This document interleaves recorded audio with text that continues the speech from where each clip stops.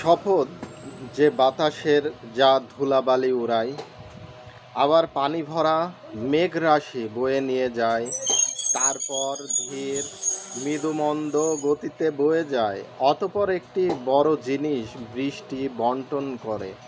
প্রকৃত ব্যাপার হলো, তোমাদেরকে যে জিনিসের ভীতি প্রদর্শন করা হচ্ছে তা সত্য।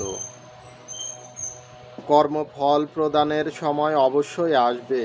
শপথ বিবিধ আকৃতি ধারণকারী আসমানের আখিরাত সম্পর্কে তোমাদের কথা পরস্পর ভিন্ন।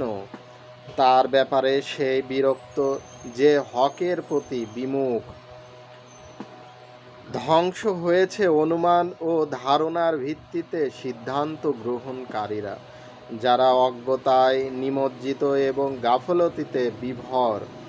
তারা জিজ্ঞেস করে, তবে সেই কর্মফল দিবস কবে আসবে?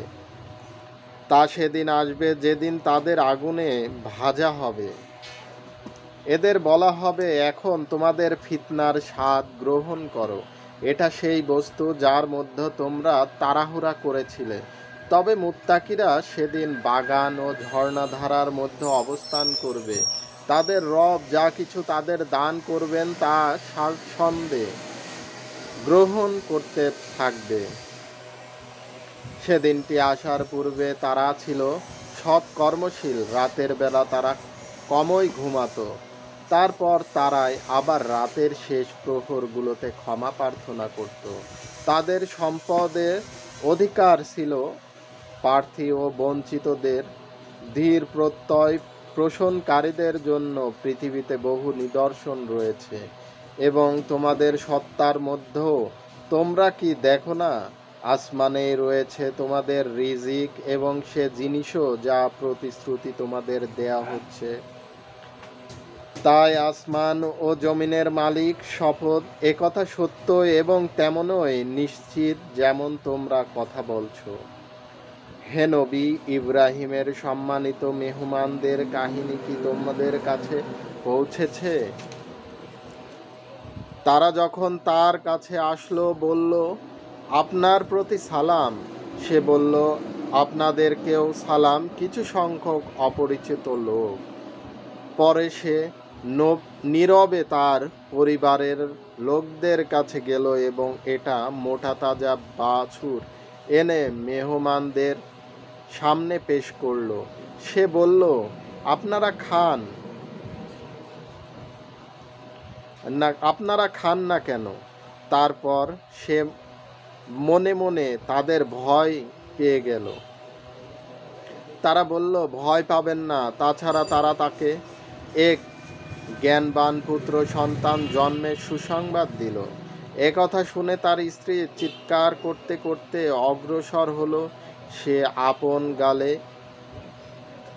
চপেটাঘাত করে বলল, বুড়ি বান্দা।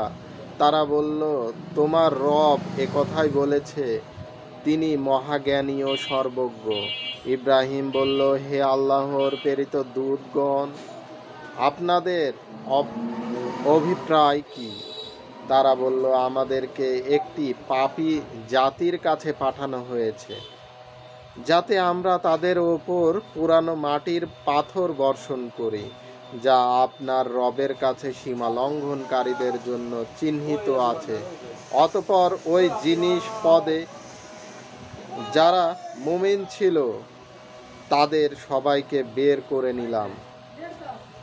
আমি সেখানে একটি পরিবার ছাড়া আর কোনো মুসলিম পরিবার পাইনি। অতঃপর যারা কঠোর আযাবকে ভয় করে তাদের জন্য সেখানে একটি নিদর্শন রেখে দিয়েছি।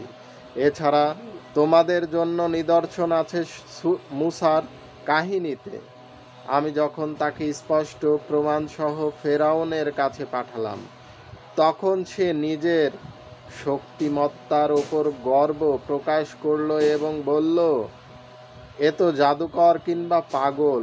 অবশেষে আমি তাকে ও তার সৈন্যদেরকে পাকড়াও করলাম এবং সবাইকে সমুদ্রে নিক্ষেপ করলাম, আর সে তিরস্কৃত ও নিন্দিত হলো।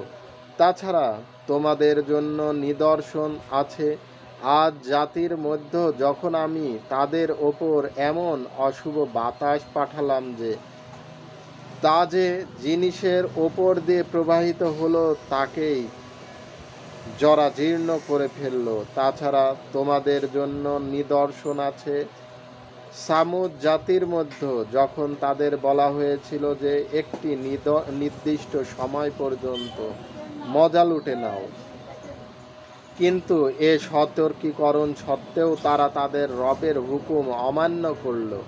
অবশেষে তারা দেখতে দেখতে আচমকা আগমনকারী আযাব তাদের উপর আপতিত হলো।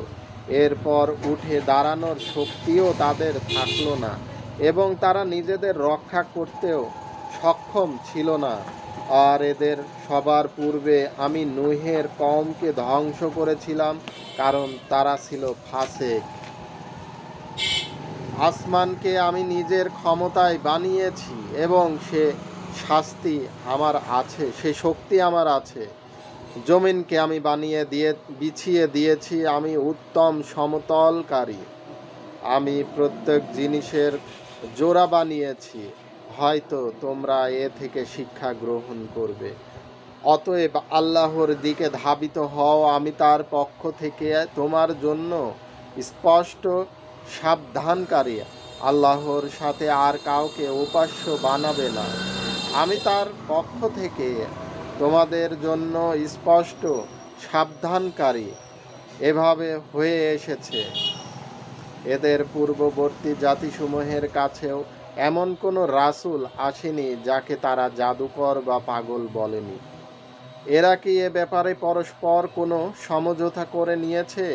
না, এরা সবাই বরং বিদ্রোহী। অতএব হে নবী, তাদের দিক থেকে মুখ ফিরিয়ে নাও। এজন্য তোমরা যদি কোনো তিরস্কার বাণী নেই, তবে উপদেশ দিতে থাকো, কেননা উপদেশ ঈমান গ্রহণকারীদের জন্য উপকারী। জিন ও মানুষকে আমি শুধু এজন্যই সৃষ্টি করেছি যে তারা আমার দাসত্ব করবে। আমি তাদের কাছে কোনো রিজিক চাই না, কিংবা তারা আমাকে খাওয়াবে তাও চায় না। আল্লাহ নিজেই রিজিকদাতা এবং অত্যন্ত শক্তিধর ও পরাক্রমশালী।